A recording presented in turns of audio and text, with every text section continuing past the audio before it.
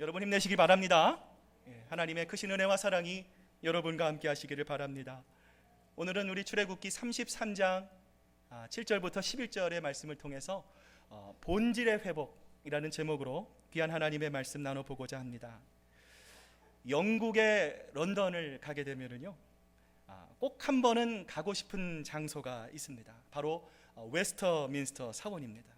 해마다 이 웨스터민스터 사원으로 방문하는 수없이 많은 이 관광객들을 위해서 이 사원 측에서는요, 이 안내원을 고용해서 이 사원이 얼마나 역사가 깊은 곳인지, 이곳에 묻혀 있는 이 많은 사람들이 과거에 얼마나 위대한 영웅이었는지를 그들에게 설명을 해줍니다. 그런데 어느 날 미국에서 온 한 관광객이 이 웨스터민스터 사원을 안내하는 이 안내원을 향해서 이렇게 질문을 합니다. 제가 몰랐던 이 과거의 이 사원의 유구한 역사에 대해서 저에게 알려주신 것 너무나 감사합니다. 제가 많은 도움을 받았습니다. 그런데 제가 궁금한 게 있습니다. 최근에 이 사원을 통해서 구원받은 사람은 도대체 몇 명이나 됩니까? 이 관광객의 이 돌발 질문에 이 당황한 안내자는요, 아무런 답변도 할 수 없었다라고 합니다. 여러분, 우리가 알고 있는 사자성어 중에 주객이 전도된다라고 하는 말이 있습니다. 말 그대로 주인과 손님이 바뀌게 되었다는 말이죠. 어떤 행동을 해야 하는 주체가 있습니다. 그러나 오히려 그 행동에 묶여서 그 우선순위가 바뀌게 될 때에 이런 경우를 가리켜 우리는 주객이 전도되었다라고 이렇게 이야기를 합니다. 인도의 어느 나라에 아름다운 왕비가 살고 있었어요. 그런데 이 왕비가 어느 날 병에 걸려 갑자기 죽게 됩니다. 자, 이러한 왕비의 죽음에 너무나 이 속상해진, 이 가슴이 무너진 이 왕은요, 이 왕비를 위해서 아름다운 무덤 하나를 만들어 줍니다.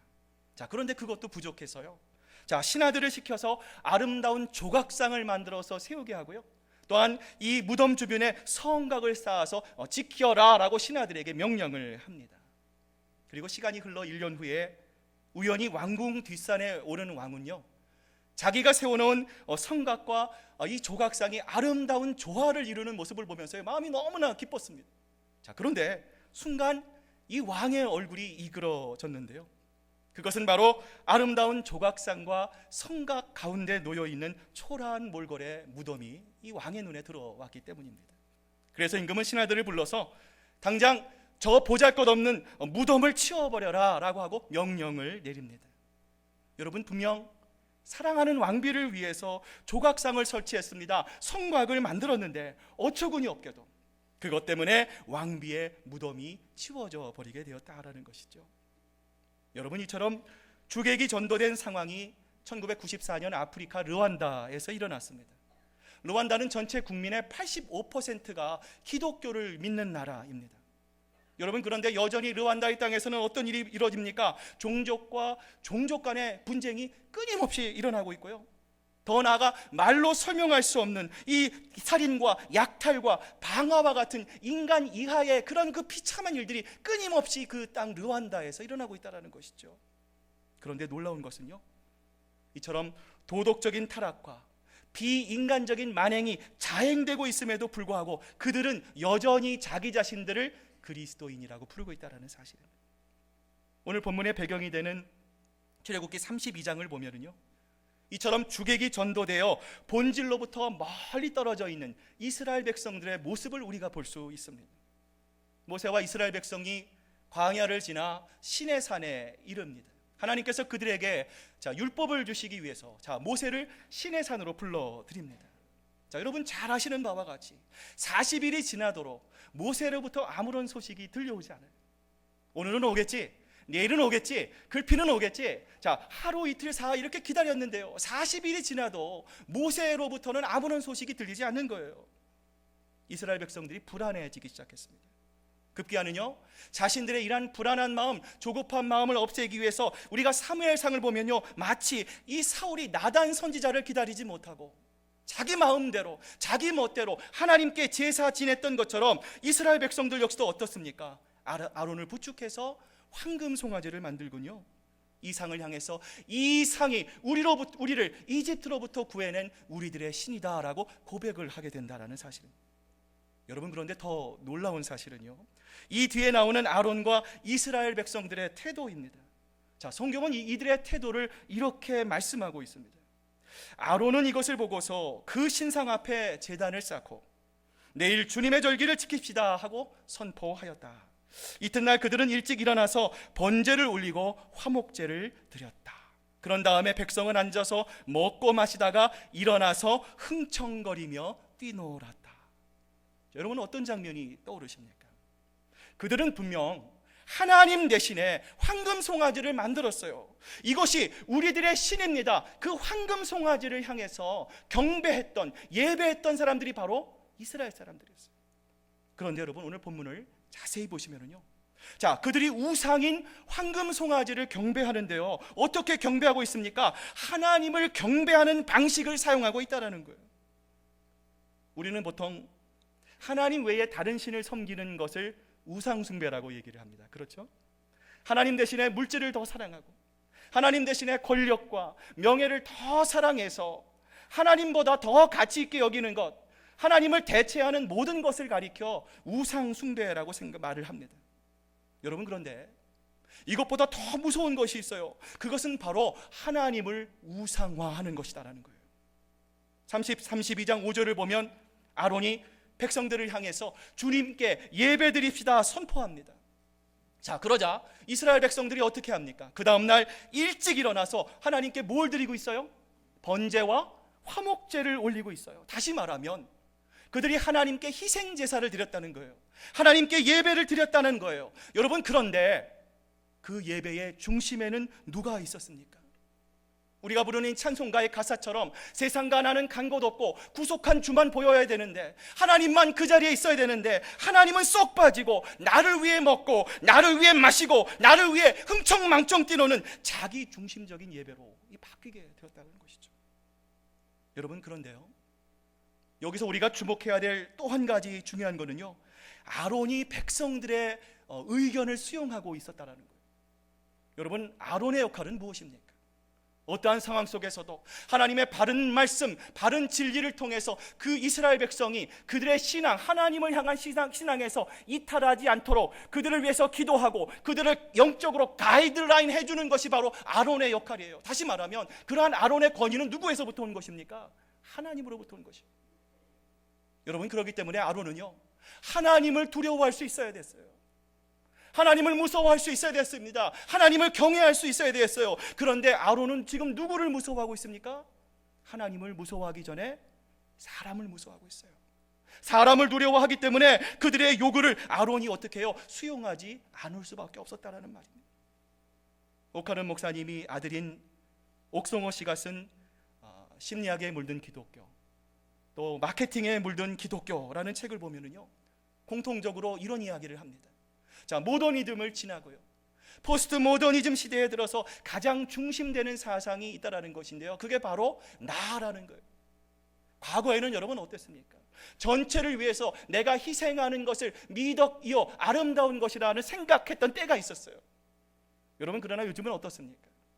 전체도 중요하지만 나도 중요하다는 거예요. 나의 행복, 나의 가치, 나의 기쁨, 나의 존재감 역시도 결코 잃어버릴 수 없는 나의 귀중한 것이다라는 것이죠.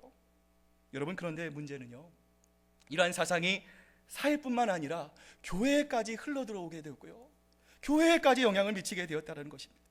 그 결과 개인의 번영을 최고의 가치로 삼는 사람들, 이들을 실망시키지 않기 위해서 교회의 예배에서요, 죄가 사라지기 시작합니다. 십자가가 사라지기 시작합니다. 대신 그 자리를요, 긍정과 사랑과 축복과 같은 내용들로요 가득 채워지게 되었다라는 것이죠.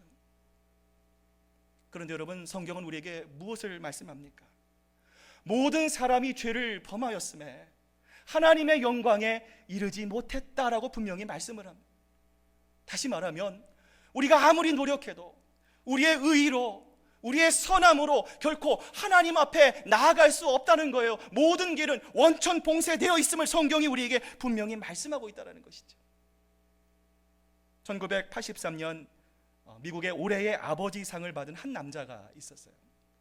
보통 사람이면은요, 이 아이 한 사람 기르는 것도 얼마나 어렵습니까? 자, 그런데 이 사람은 무려 18명의 고아를 데려다가 키운 사람이었어요. 지극정성으로 이 고아들을 키웁니다. 자, 이 사람의 이러한 모습을 보면서 많은 사람들이 야, 저 사람은 의인이야, 저 사람은 훌륭한 사람임에 틀림이 없어, 입에 침이 마르지 않도록 그 사람을 칭찬을 합니다. 자, 그런데 나중에 밝혀진 사실은요, 입양한 아이들이 사춘기를 지나면 이 아이들을요 한 명씩 한 명씩 데려다가 자기의 성적인 놀이개로 삼았다라는 거예요. 그리고 이것을 우연히 알게 된 이웃 주민의 그 신고로 인해서 이 사람이 체포가 되게 됩니다. 여러분, 이것은 우리에게 무엇을 말해줍니까? 내가 아무리 선합니다, 그죠? 내가 아무리 의롭습니다, 내가 아무리 정직하다라고 자부하다라고 해서 우리가 하나님 앞에 이러한 의를 자랑한다는 것, 이것이 얼마나 우스운 사실이며, 더 나아가 인간은 어떻습니까? 스스로 죄의 문제를 해결할 수 없는 그러한 존재임을 오늘 성경은 우리에게 분명히 말씀하고 있다는 것이죠. 여러분, 이처럼 자력으로, 인간의 힘으로 하나님 앞에 나아갈 수 없었던 인간을 위해서 하나님이 움직이십니다. 지난주 우리 손인식 목사님의 말씀처럼 하나님은 우리를 관망하지만 않으셨어요. 멀찍이 서서 우리가 사망으로 가는 것, 죽음으로 가는 것을 하나님은 지켜보시기만 하지 않으시고 하나님은 움직이시기 시작하셨어요. 어떻게 하셨습니까? 여러분, 그 하나님의 놀라운 사랑의 모습이 빌립보서 2장 5절부터 8절을 보면요, 이렇게 자세히 기록이 되어 있습니다. 여러분 안에 이 마음을 품으십시오. 그것은 곧 그리스도 예수의 마음이기도 합니다. 그는 하나님의 모습을 지니셨으나 하나님과 동등됨을 당연하게 생각하지 않으시고 오히려 자기를 비워 종의 모습을 취하시고 사람과 같이 되셨습니다. 그는 사람의 모양으로 나타나셔서 자기를 낮추시고 죽기까지 순종하셨으니 곧 십자가에 죽기까지 하셨습니다. 여러분, 아멘 아닙니까? 여러분, 성경에 많은 아름다운 구절이 있어요. 우리가 암송하는 그 유명한 구절들도 있어요. 그러나 이 구절이야말로, 이 빌립보서 말씀이야말로 성경에서 가장 빛나는 보석 중에 보석과 같은 그 하나님의 말씀이라고 생각을 합니다. 여러분, 그 이유가 뭡니까? 바로 이 빌립보서는 예수 그리스도의 영광스러운 본질에 대해서 우리에게 알려주고 있기 때문에 그렇습니다. 여러분, 오늘 바울은 우리에게 무엇을 이야기하고 있습니까? 하나님이셨지만 인간의 몸을 입으시고 우리에게 오신 그분, 우리와 같이 먹고 우리와 같이 주무시고 우리와 같이 배고픔을 느껴야 했던 그분이 바로 예수 그리스도시다라는 거예요. 여러분이 예수 그리스도라는 말은요, 기름 부음을 받은 자라고 하는 의미라는 거예요. 그런데 여러분이 구약 성경에서 기름 부음을 받았다라고 하는 말의 의미는요, 특별한 목적을 위해서 따로 구별되었다라는 뜻이다라는 거예요. 다시 말하면 예수 그리스도께서 이 땅에 오신 이유는 무엇입니까? 훌륭한 가르침을 선포하거나 본을 보여주시거나 다른 사람에 비해서 이러한 인격을 가졌다라는 것을 자랑하시기 위해서 오신 것이 아니라 죄로 인해서 죽을 수밖에 없는 저와 여러분을 구원하시기 위해, 바로 그 십자가에 달리시기 위해 예수 그리스도께서 하나님의 특별한 보내심을 통해 이 땅에 내려오셨다라는 사실입니다. 여러분, 그렇기 때문에 우리는요, 이 예수 그리스도를 구주와 주님으로 시인해야 됩니다. 왜 그렇습니까? 그는 하나님과 동등했던 분이셨습니다. 그러나 저와 여러분을 위해 영광을 내려놓으셨습니다. 우리와 함께 아파하기 위해 이 땅에 내려오셔서 십자가에 구원을 이루신 그 예수님, 예수 그리스도를요, 나의 구주와 주님으로 영접하고요, 그 주님과 인격적인 관계를 통해서 비로소 우리에게 주는 그 값없이 주시는 예수 그리스도의 은혜를 우리가 경험해야만 오늘 우리가 하나님의 그 은혜를 통해서, 오늘 우리가 그 예수님의 핏값을 통해서 이 자리에 나와 있습니다. 그것은 운도 아니고 행운도 아니고 예수 그리스도의 분명한 구원의 사역을 통해서 오늘 우리가 은혜를 통해 이 자리에 있음을 경험할 때에 비로소 우리는 우리에게 주신 그 구원의 그 놀라운 은혜를 하나님 앞에 찬양하며 나갈 수 있다라는 사실입니다. 여러분, 이러한 의미에서 오늘 본문은요, 우리가 다시 하나님께, 또 본질이신 하나님께 나아갈 수 있는 두 가지의 방법을 우리에게 소개하고 있습니다. 첫 번째는 신자들은 먼저 이웃의 죄를 중보할 수 있어야 한다는 거예요. 나의 죄를 하나님께 중보해야 하지만 더불어 우리에게는요, 어떤 의미가 있다는 거예요. 하나님을 알지 못하 죄를 범하고 있는, 여전히 자기가 죽음의 땅을 향해 가고 있는, 그것을 알지 못하고 가고 있는 그 사람들과 세상을 향해서도 우리가 하나님 앞에 기도할 수 있어야 한다는 거예요. 이스라엘 백성들이 하나님이 가장 가증히 여기시는 우상 숭배를 합니다. 그러자 하나님께서 33장 3절에서 모세에게 이렇게 말씀하시죠. 너희는 이제 곧 젖과 꿀이 흐르는 가나안 땅으로 들어간다. 그러나 나는 너희와 함께 올라가지 않겠다. 여러분, 무슨 말씀입니까? 내가 너희의 조상 아브라함에게 약속했던 그 언약은 내가 반드시 이루겠다는 거예요. 반드시 지키겠다는 거예요. 그러나 나는 너희와 함께 올라가지는 않겠다라는 하나님의 말씀이었다는 거죠. 여러분, 그러면서 하나님은요, 자신이 그렇게 할 수밖에 없으신 이유를 이렇게 말씀하십니다. 너희가 고집이 센 백성이기 때문이다 라고 말씀하셨어요. 여러분, 여기서 고집이 세다라는 것은 어떤 의미입니까? 옹졸하다는 의미입니까? 강팍하다는 의미입니까? 내가 마음이 딱딱하게 굳었다라고 하는 의미일까요? 여러분, 여기서 고집이 세다라는 의미를요, 사도 바울은 로마서 1장 21절에서 우리에게 이렇게 설명을 합니다. 사람들은 하나님을 알면서도 하나님을 하나님으로 영화롭게 해드리거나 감사를 드리기는커녕 오히려 생각이 허망해져서 그들의 지각 없는 마음이 어두워졌습니다. 그래서 그들은 썩지 않는 하나님의 영광을 썩어 없어질 사람이나 새나 네발 짐승이나 기어다니는 동물의 형상으로 바꾸어 놓았습니다. 하나님의 영광을 보았어요. 이 자연 만물 속에 역사하시는 부인할 수 없는 하나님의 존재하심을 그들이 깨달았음에도 불구하고 그들이 하나님께 감사를 드리기는커녕 어떻게 했습니까? 마음이 허망해져서 그들의 지각 없는 마음이 어두워졌다는 거예요. 여러분, 마태복음에서도 공간복음에서도 풍랑 가운데 두려워하는 그 제자들을 향해서 예수님이 뭐라고 말씀하십니까? 너희들은 내가 여기 있는데도 불구하고 능력의 하나님, 권능의 하나님, 전지전능하신 만군의 여호와 하나님이 너희 앞에 서 있음에도 불구하고 너희는 왜 나를 모르느냐? 너희는 왜 그렇게 마음이 무디어져 있느냐? 예수님께서 제자들을 책망하시지 않으셨습니까? 여러분, 이스라엘 백성들은요, 누구보다 하나님을 잘 알고 있었던 사람들이었어요. 10가지 재앙을 통해서 이집트의 바로의 압제로부터 그들을 해방시키시고 홍해를 가르시고 낮에는 구름 기둥, 밤에는 불 기둥, 만나와 메추라기를 통해서 먹으시고 반석에서 샘물을 이루시게 하시는 능력과 권능의 하나님을요, 그들은 알고 있었어요. 여러분, 그런데 그들은요, 그들과 인격적인 관계를 맺으시기를 원하시는 하나님을 거절을 하였어요. 예전에 저도 부모님이 잔소리하는 거 참 싫어했어요. 그런데 희한하죠. 제가 지금 제 딸에게 잔소리를 똑같이 하고 있습니다. 이 잔소리도 대물림이 되는 것 같아요. 그러나 저도 아이를 낳고요, 부모의 입장이 되어 보니까 왜 그때 부모님이 나에게 그런 소리를 했을까? 왜 나에게 그런 이야기를 했을까? 비로소 다는 아니지만 조금이라도 부모의 마음을 이해하게 되었다는 것이죠. 여러분, 나를 향한 부모의 말씀이 잔소리가 아니라 나를 향한 권면의 말씀, 내 인생을 처우하는 소중한 권면이라고 느끼게 될 때에 비로소 우리는 무엇이 생깁니까? 부모님과 인격적인 관계를 맺을 수 있게 된다는 거예요. 부모님을 사랑하게 됩니다. 부모님의 말씀이고 내 인생의 등불임을 깨닫고 부모님의 말씀에 귀 기울일 수 있게 된다는 것이죠. 마찬가지예요. 이스라엘 백성은요, 그들을 향한 이러한 하나님의 인격적인 관계를 쳐버렸어요. 그들을 하나님의 백성으로 만드시려는 하나님의 뜻을 버리고요, 그들의 욕망과 그들의 수단을 이루게 한 방법으로 그들은요, 하나님을 이용하려 했다는 것이죠.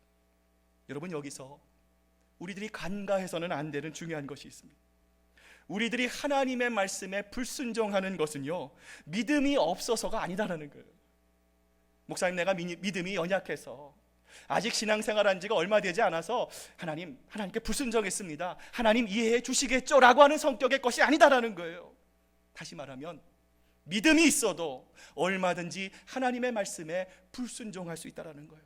대표적인 경우가 여러분 누구입니까? 요나 아닙니까? 요나는 하나님의 뜻이 무엇인지 알고 있었어요.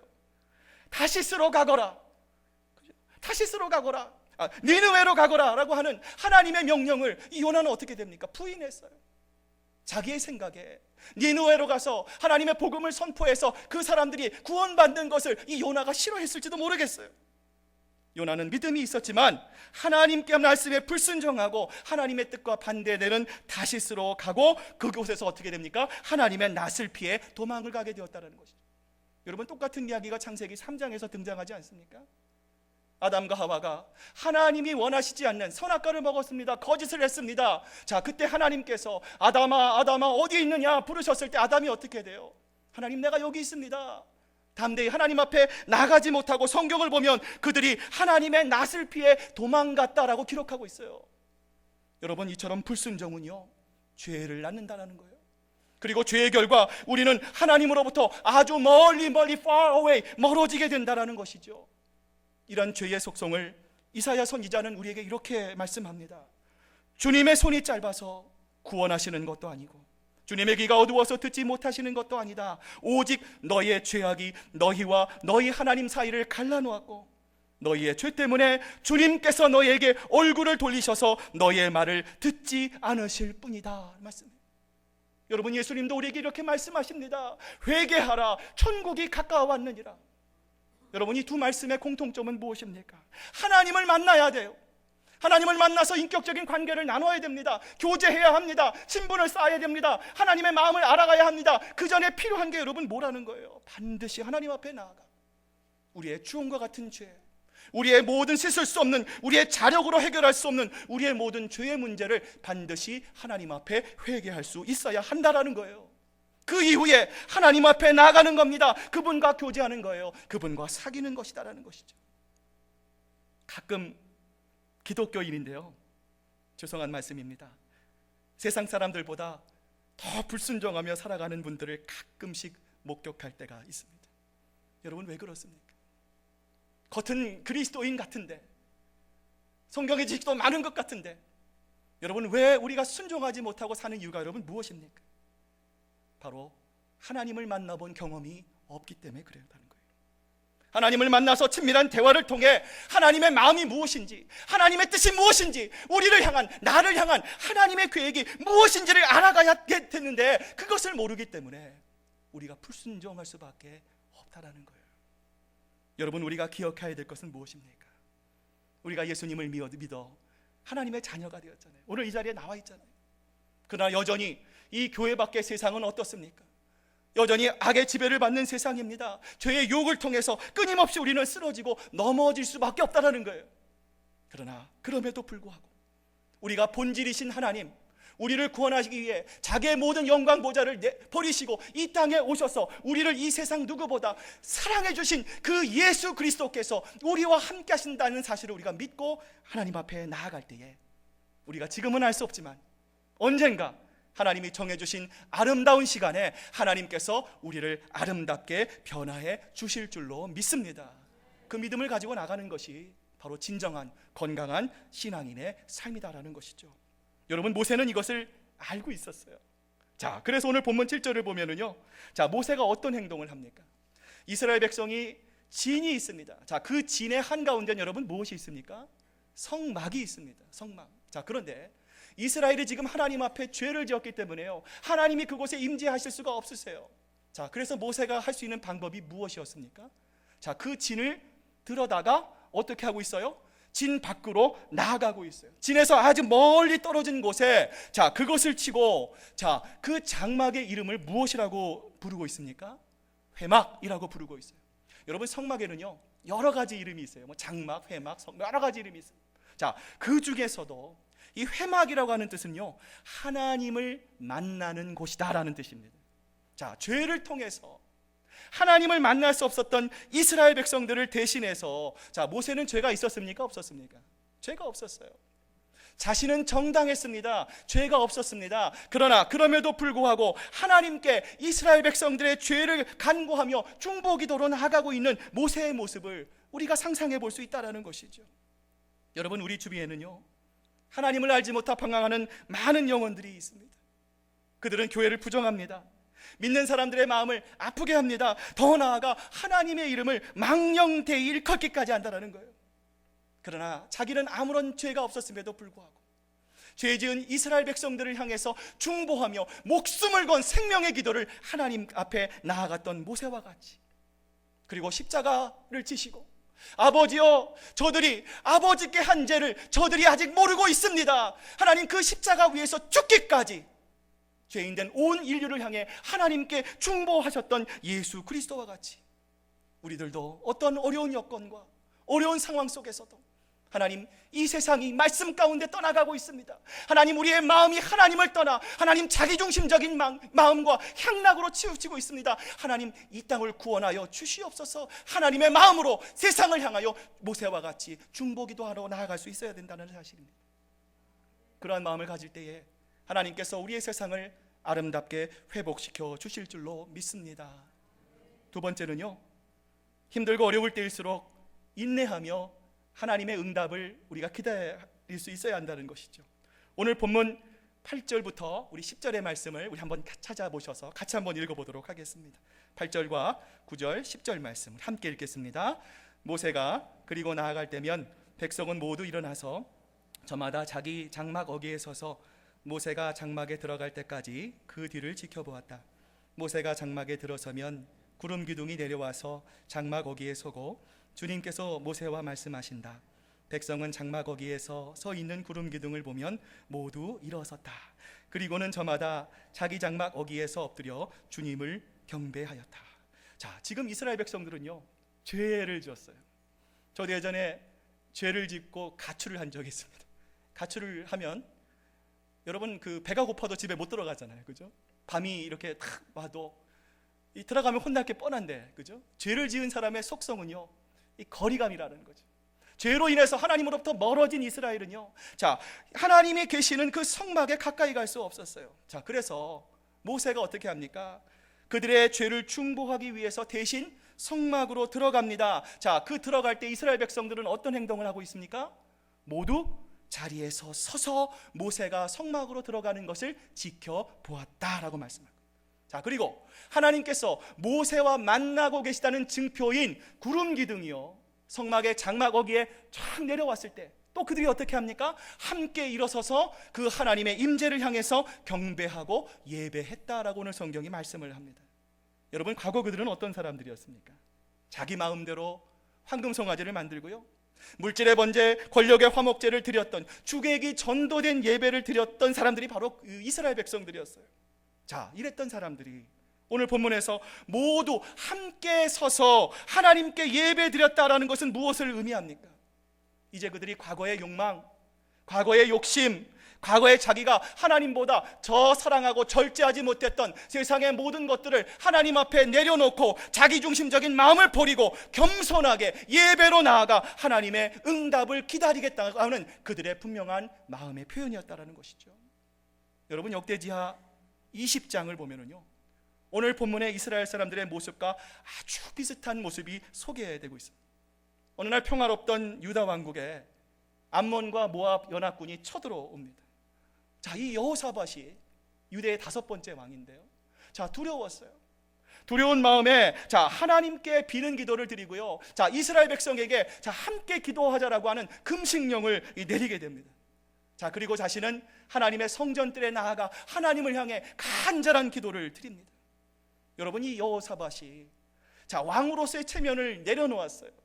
자기의 유익만을, 자기의 왕권만을 유지하기 위한 기도를 드리지 않고, 하나님이여, 이 모든 백성들, 하나님 이 모든 유다를 하나님 구원하여 주십시오, 왕으로서의 체면을 내려놓고 겸손하게 겸비하여 기도의 자리로 나아가자. 여러분, 어떤 일이 벌어지고 있습니까?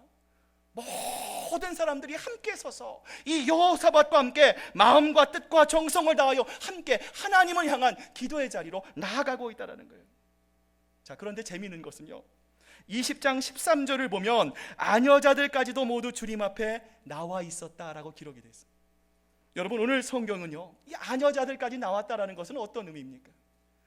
그 아녀자들이 기르는 갓난아기들, 그 아녀자들이 돌보는 모든 노인들, 그 가족들, 그 모든 식구들이 한 명도 빠짐없이 다 하나님을 향한 기도의 자리로 나왔다라는 거예요.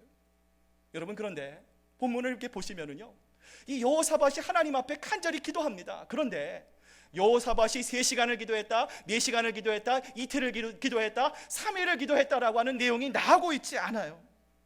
여러분, 그런데 분명한 것은요, 자, 모든 사람들이 다 나와서 서서 여호사밧이 기도하는 것을 지켜보았다라고 했습니다. 아녀자들도 지켜봤습니다. 어린 갓난아이도 서서 지켜봅니다.